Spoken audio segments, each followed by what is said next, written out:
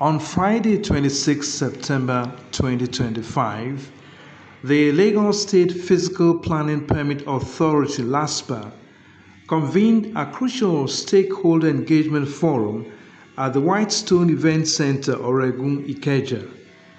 With the theme Planning Permit the Rebirth, the event brought together dignitaries from government, the built environment, academia, traditional institutions, and the private sector.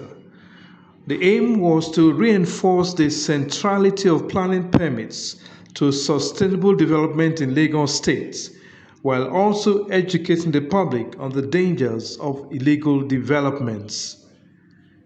The day began with guest registration, followed by the introduction of dignitaries to the high table.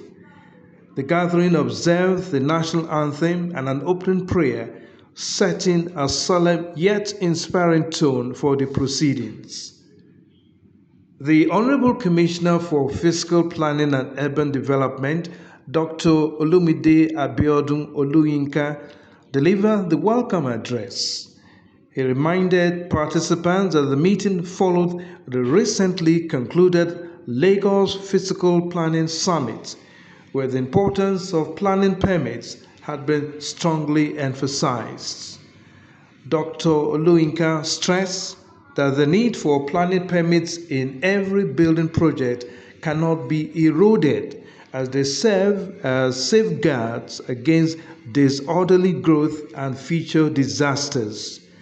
He cited a fresh example, the demolition exercise at the Trade Fair Complex Ojo, carried out just a day before the stakeholder meeting. According to him, the demolition was necessary to curb illegal development, highlighting the government's determination to enforce compliance. It's coming in as a fallout of the summit that was held, the very first summit, Physical Planning Summit, that was held last year at a hotel. One of the things that was concluded from that summit is the fact that we need to go back aggressively in the form of education and enlightenment of our people for them to know the importance of planning permits. This we have taken upon ourselves, and part of the resolutions is what we are having today. A rebirth of the importance of physical planning permits in the state. We have done our assessment, and the level of approved buildings in the state is embarrassingly low. And we are resolved to correct this. As an example, just yesterday, because some couple of minutes ago, I was receiving calls here that there was some discourse on us at the Arise TV. And we are talking about the enforcement that was carried out yesterday. It's very, very surprising that modern institutions will resolve to be doing illegalities. The position of the laws is very clear regarding physical development in the state. It's very, very clear. There shall be no physical development in any part of Lagos State without approval from the planning authority. The Permanent Secretary, Office of Urban Development, Architect Bola Oki, representing the Special Advisor on EGIS and Urban Development, corroborated the Commissioner's position. He commended the tireless efforts of both LASPPPA and LASPPPA officials in carrying out their statutory duties despite resistance and challenges. He referenced the illegal development discovered at the Trade Fair Complex, condemning the attitude of developers who flout planning laws and then turn around to cast blame on government officials when penalties are applied. Architect Oki reaffirmed that the state will not compromise on law enforcement in the quest for a well-planned Lagos. And before I go into anything, I want to really appreciate the General Manager of Lagos State Planning Permit, Town Planner Kehinde Oshinaike.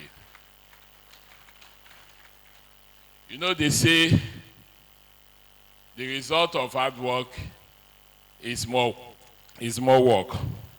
He has really done a lot when it comes to planning permit in Lagos State. Number one, the stress, the sleepless night to ensure that people comply with planning permit alone is unquantifiable. Please, help me give a round of applause to him. Well, it's a goodwill message, which we just have all to discuss. And this still boils down to him. Yesterday, we were at Alaba. And I'm going to use Alaba as a case study because the Honorable Commissioner did mention it. You need to see the massive chunk of land that you have at the trade fair. Over 300 and something hectares of land. And none of the building in that environment has an approval. And we have to plan Lagos. Everything in life is about change. And all of us want change. And everybody is always afraid of that change. The attitude problem of most of us, the professionals, comes in place in this. And I've said it times without number. It is we professionals that have to change the narrative. Because a layman wants to build. He goes out and look for who is going to give an advice. And the only person that can give an advice when it comes to construction are the professionals. And we are talking about the town planners, the architect, the builder, the engineer. We are supposed to know our boundary, one thing at a time. And especially the lawyers, as he say it. When you look at people building, haphazardly building on property that are not regulated, property that doesn't have C of O, they are the major cause of it because they believe that they can always do change of views, they can ratify. But when you give that to a novice and believe that somebody else is building without approval, many thousands will follow the same process. And when Lagos State now happens to go and do the needful, the question people ask is, what are they looking at?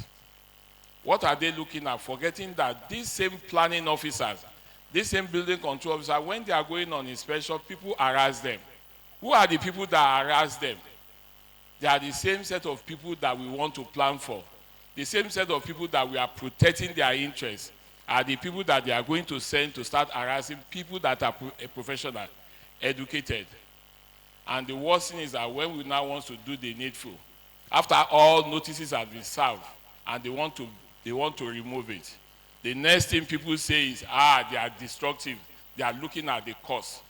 What happened at the initial stage? Those are the things that I want the professional here to think about and talk about. What happened before? What happened during? And what happened after? But the most expensive part of it is what happened after. When Lagos State wants to take off the building, that is when you start seeing so many NGOs, people in social media, cascading the Lagos State officer. Several dignitaries delivered goodwill messages that emphasize collective responsibility.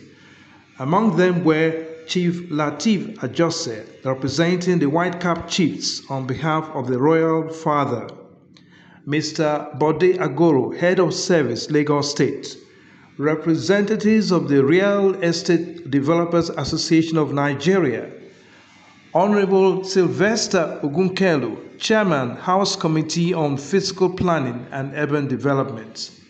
Their contributions collectively highlighted the need for collaboration between government, traditional institutions, professionals, and the private sector to ensure that Lagos continues to grow sustainably. Mr. Sam Egube, the Head of Service, the Commissioner for Fiscal Planning, and all other protocol duly observed. On behalf of His Royal Majesty, Oba Ridwan Akiolu the First, the Oba of Lagos, say thank you for this opportunity for Lagosians, because this is truly about Lagosians. When you see what governments are trying to do in terms of fiscal planning, I think what we need to do is to actually give the government the support. Like what the commissioners mentioned and my dear brother Babuloye Oki just said, it's unfair on the government officials carrying out their duties, and our people, these duties they are carrying out is on their own behalf, because we know what happened when a building collapsed. When the government set up a criteria for you to obtain a permit before you build or do whatever, you should go through what the law says. Don't take the laws into your own hand. But this is not about the government. It's about the people that want to live on that property. And the government is trying to make it easier for you by obtaining the permit, by going through what the government, the procedure the government has laid down. Just want to say, government officials are human beings. They have blood running through their veins just like you. They have families. They have children. If they were military officials, would you attack them? I mean, okay, will they attack you? Never. But you see them, you see civil servants and public servants going about their business, their lawful job that they have been directed to do, and you attack them. What do you want them to do? They should go back and say, we can't do our job? Or God forbid, something fatal happens to them. They have a wife, they have a husband, they have children. Like the Bajulaye said, if you are aggrieved, there are mechanisms for where you can vent your anger. And this is Lagos State. We'll take it up. We don't sweep things under the carpet. We treat our officials with respect, so we require that the members of the public to treat them with respect. It's a very difficult job that they do. I want you also to give a round of applause to all the members of staff of the Ministry of Physical Planning and Urban Development. The intellectual backbone of the meeting was provided through two insightful keynote lectures. The citation of the first keynote speaker, Town Planner Olutoyin Ayinde, FNITP, was read by Town Planner Mrs. Busola Olatunji. Town Planner Ayinde, a seasoned professional and former Commissioner for Fiscal Planning, delivered his lecture on Planning Permit, a Rebirth. He emphasized that planning permits are not merely bureaucratic tools, but they are essential instruments for achieving sustainable urban development. He called for deliberate efforts to reposition the permit system as a rebirth of order, discipline, and safety in city development. Architects and planners from 1983 until 1994, when he was appointed a partner in the firm.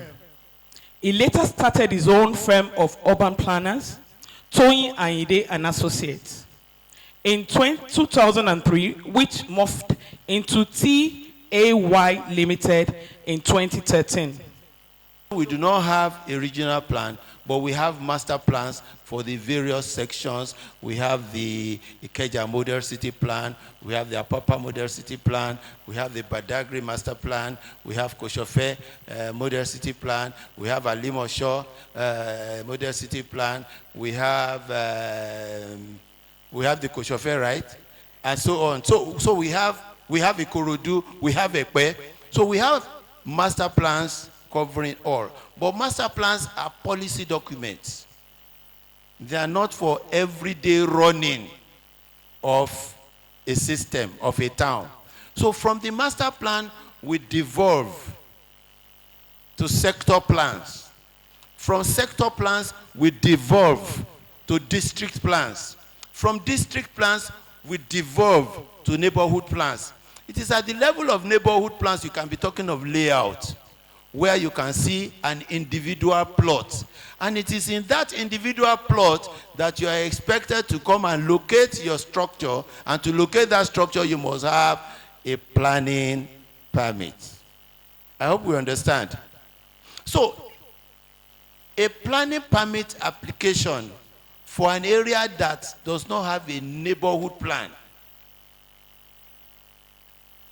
is null and void. Because at the end of the day, you may have approval, but what you will see, you will not like. I was going to do something, but time did not permit. But if you go on Google, go and search for unequal scenes. You will see side by side organized environments and those that are not organized. It's like placing Victoria Island between what used to be Morocco, you know. It's like placing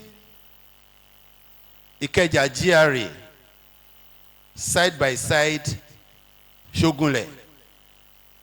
They are not the same thing. But many of those buildings will have approval. So what many of us do is that we construct palaces, but we construct them in slums. We have beautiful, beautiful environments in your compound. But once you drive out of your compound, you drive into the slum. And that is why the urban plans are very, very important. So what's the purpose of planning permit? The purpose of planning permit is to get the vision of those higher level plans fulfilled. If it's not to answer to those higher level plans, it does not make sense. So there must be a higher level plan to which they are answering. So when Oga went to trade fair yesterday, what I just saw from that television is that this place cannot have a layout. So if it doesn't have a layout, they've been developing nonsense. So, and it doesn't matter, it doesn't matter for how long they have been. Somebody on that program said they had been there for about 22, 25 years. It doesn't matter how long you have been there. In fact, there's a Chinese proverb that says, no matter how far gone you are into the bush, if you realize that it's the wrong way, what do? You turn back. The second keynote address came from Town Planner APT Ononeye, whose citation was read by Mrs. Aisha Lawal. His lecture traced the evolution of town planning in Lagos from the pre-colonial and colonial eras through the present and into aspirations for the future. He highlighted the resilience of town planning as a discipline and urged Lagos to harness both history and innovation in charting its developmental course. Yaba in urban and regional planning in 1991. Town Planner Ononeye also has a postgraduate diploma from the Nigerian Institute of Journalism, Ogba, Lagos, in 1995. He has a master's in project management from the University of Lagos in 2006. Work experience. Town Planner Ononeye joined the service of Lagos State Government in July 1985 as a higher technical officer planning and retired as a director of physical planning in July 2016. God created the world and he put it in charge of man to manage the environment called space. And so that's the beginning of planning. But in Lagos, we have been planning before the advent of the white man. You all agree with me. Our forefathers are there. They are managing the environment, in charge of the obas. The Kabiyesi have gone. Okay. There's Kabiyesi, you are there. I'm referring to the bars. Kabiyesi, I know in your palace. Do you still do some planning, sir? Very well, good. Traditionally, planning is domiciled with the chiefs, the obas, and family land are put in charge of the head of the family who administer this land. So there are some form of management have been issued, though there were no formal laws. But when the white man came, he started manipulating all these things that the white man called physical planning, land management. Our daddies and brothers were doing it. Roads were there. Environmental protection, if you don't keep your compound clean, there are some group of people that will come to you that you should do the needful. I'm referring to the villages who, not now, you just do anything in Lagos. Community engagement, you know they have town hall meetings and what have you. So, if we escalate this up, you will see that there is nothing new that we have been doing and we are doing now. It's just that we are just nonchalant. We refuse to see the essence of the word physical planning. So, I am going to approach this topic in 3 legs, because evolution is about change. And what brings about this change is interaction in the community. And what is the constituent members of this community? Human beings, the environment, all the uses, all these form what we call system. And this system, they are connected.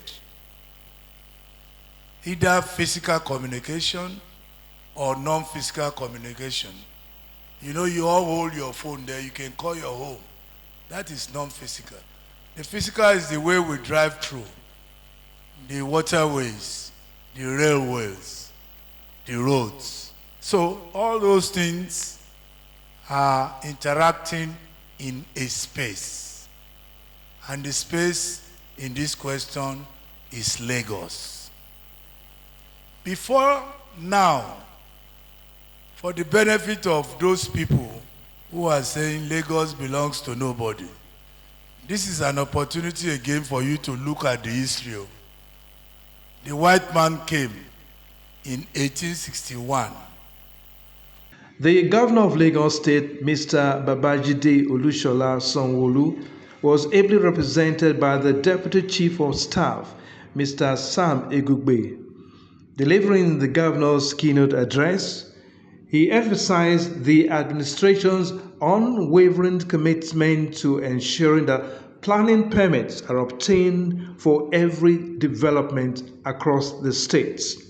He condemned the disturbing trend where developers harass or obstruct government officials in the course of duty, warning that such actions will no longer be tolerated. He made a strong appeal. If we aspire to sustainable urban development in Lagos, we must collectively desist from illegal construction and embrace lawful planning practices. So I'm happy to join you today at this stakeholders engagement hosted by the Lagos State Physical Planning Permit Authorities.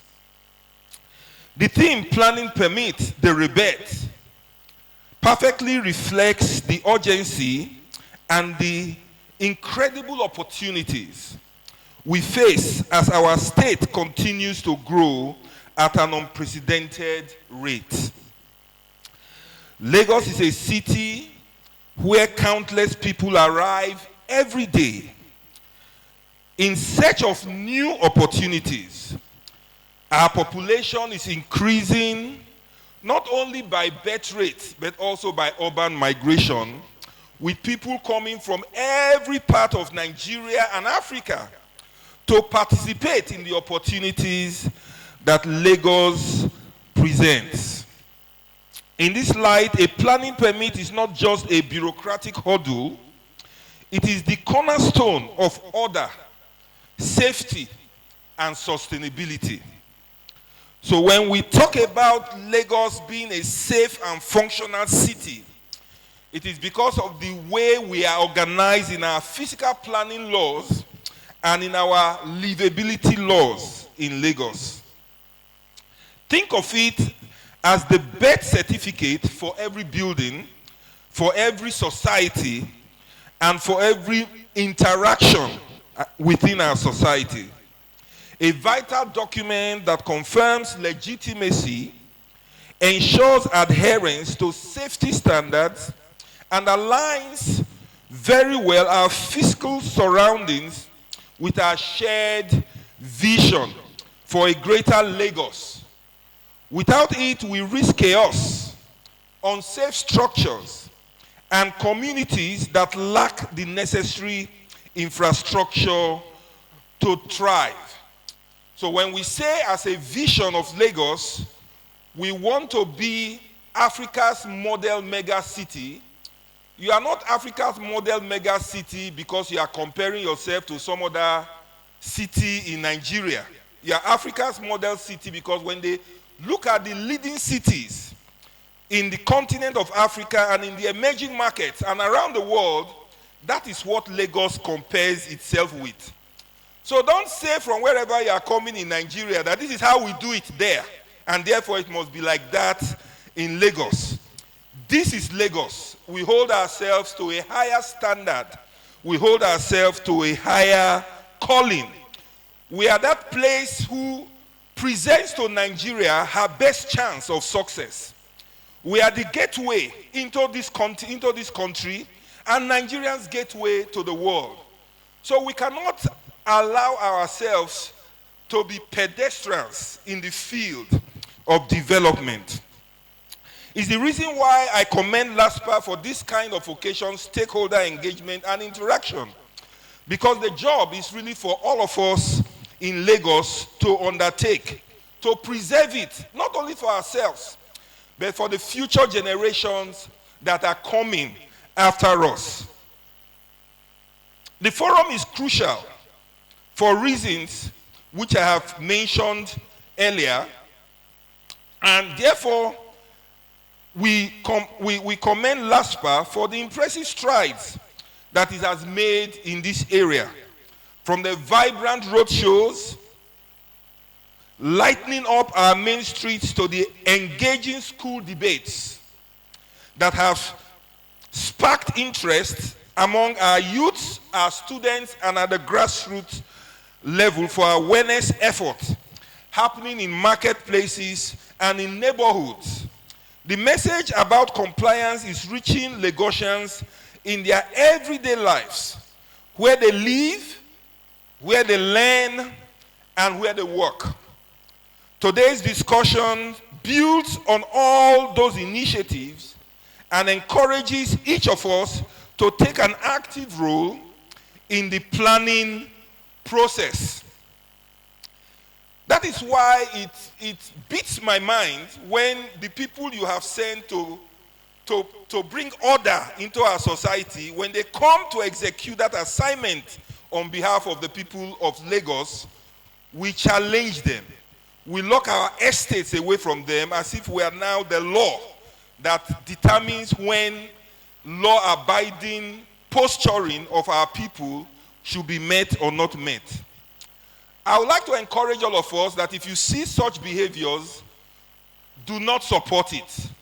Because the government was put there by the people of Lagos, for the people of Lagos, so that our livelihood and our livability standards will be strong.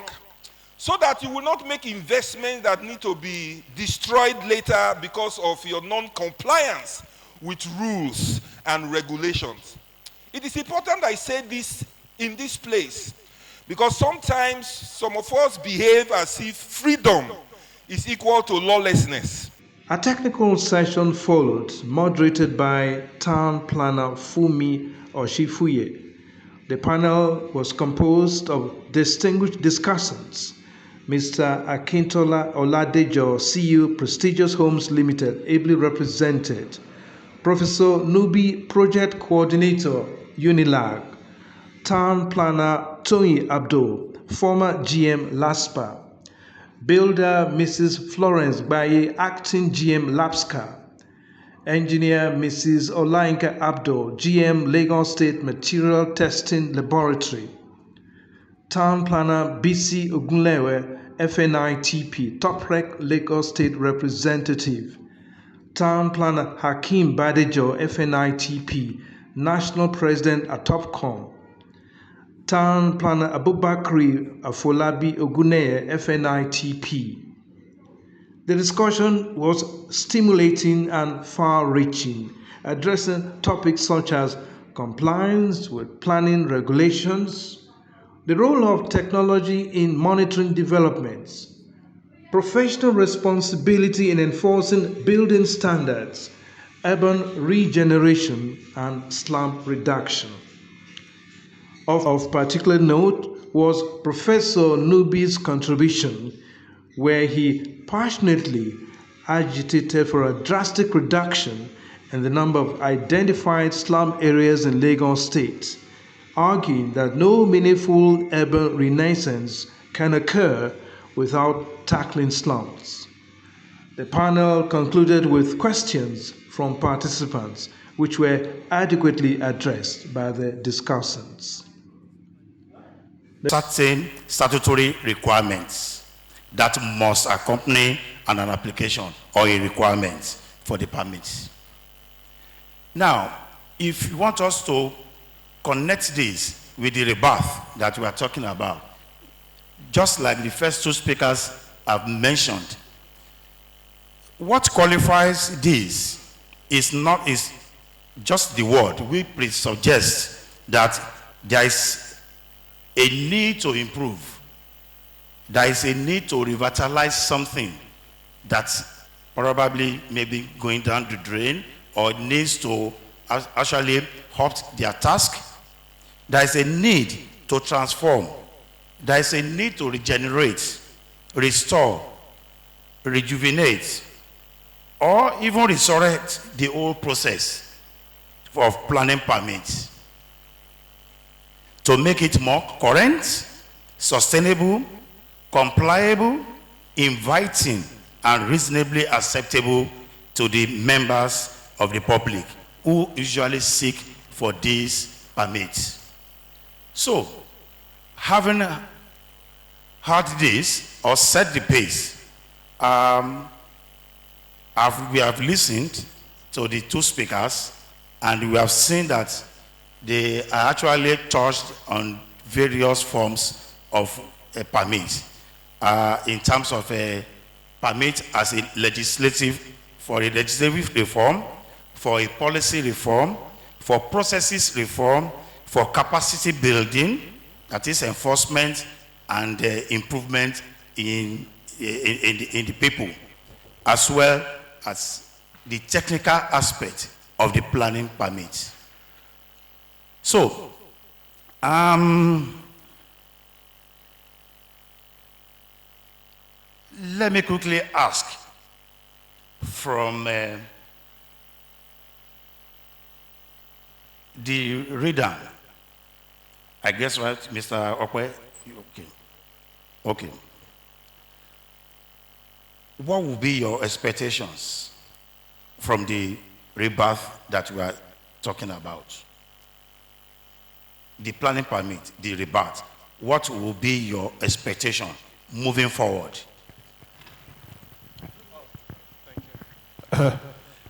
Thank you very much. Hello, everybody. Regarding the rebirth, it's a welcome development. It's something that will revolutionize the industry. Gone are the days where you put in an approval and you're waiting a year or 2 years in certain cases if you don't have the requirements So by this being done by LASPPPA, what this has done essentially is to enable sanitize the industry itself, bring stakeholders in, which is why I appreciate this forum itself. What it does is it gives us an avenue to be able to open up the sector, and to build the mega city that Lagos State is looking for and have pitched. What we think about this rebate also is, in putting things together and trying to enforce certain things, it's essential to look at where mistakes have been made and the ability to be able to correct those mistakes and put forward the ability to make changes that will change the industry itself. Okay, thank you. Prof, a lot of people do not know your background. They didn't know that you started as a town planner before heading to lecturing. How powerful, sir, is planning permits can be in the view of a legislation, socio-political, economic, and environmental? How powerful can we say planning permits should be? Thank you so much. We've had a lot of things this morning. And I'm believing that at the end of today, we should be able to go home with something. As far back as 1970, my grandmother obtained building approval before she could build 4-room house. Before the approval came, she dared not move to the site. And I kept on wondering the level of sanity that someone, because in a lifetime of any human being, the one most expensive investment decision is to put up a house. And I don't know how someone could risk putting up such investment that require much capital outlay without getting approval, without getting planning permit. From the rational point of view, I find it very difficult to understand. But those who do that, they are acting out of ignorance. And they are changing themselves. Because your real estate investment is your future. And if you don't have approval, you don't have necessary documents. It's not that house, it's the interest, it's the approval. Land in Parkview today, 500 million, 1 billion. Other side of the same water, you can get land for 50 million. Why is the property in Parkview so valuable? Because there is planning, there is infrastructure. Every day that we leave our slum unattended to is like gas flaring in the Niger Delta. We are burning wealth. But the solution, like I said in a forum last week, the solution is not demolition. Demolition is a lazy approach to urban issue. We need in the next 5 or 10 years. I am a town planner. I started my life as a town planning student. There were ways they told us in urban regeneration, urban renewal. It's not every slum that you do total clearance. They taught us slum upgrading. They taught us community participation. Oworoshoki, Ijorabadia. These are people we sit down together. It's a win-win. This today demolition, tomorrow demolition is an embarrassment. It's an indictment of professional failure on the part of planners.